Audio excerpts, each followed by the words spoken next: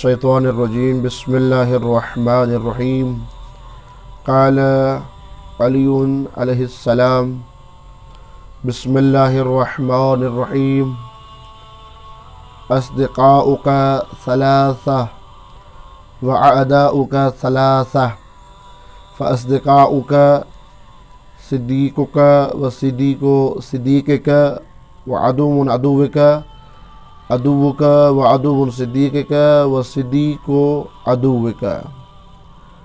ناظرین کرام و مستمعین کرام، ہمارے پہلے امام متقیوں کے سردار امام علیہ السلام نہج البلاغہ کی حکمت نمبر 295 میں فرماتے ہیں کہ 3 قسم کے تمہارے دوست ہیں اور 3 قسم کے تمہارے دشمن ہیں، یعنی آپ کے دوست صرف 3 ہیں، آپ کے دشمن بھی صرف 3 ہیں۔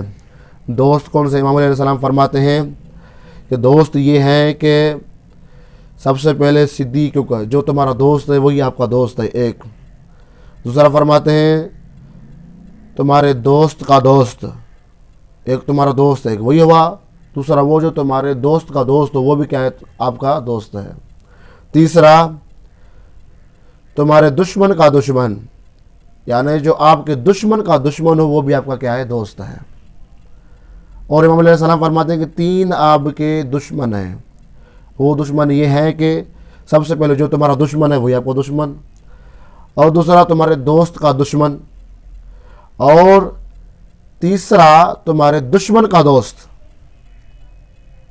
سمجھے؟ یہ آپ کے 3 دشمن ہیں۔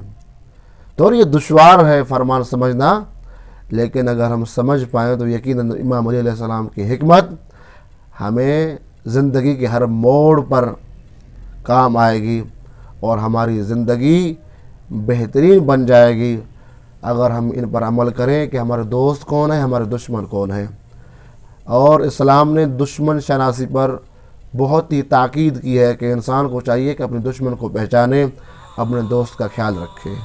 اللہ تعالیٰ سے دعا ہے کہ اللہ تعالیٰ ہمیں دوستوں اور دشمنوں کی پہچان عطا فرمائے اور دوستوں کے حقوق ادا کرنے کی توفیق عطا فرمائے۔ والسلام ورحمۃ اللہ وبرکاتہ۔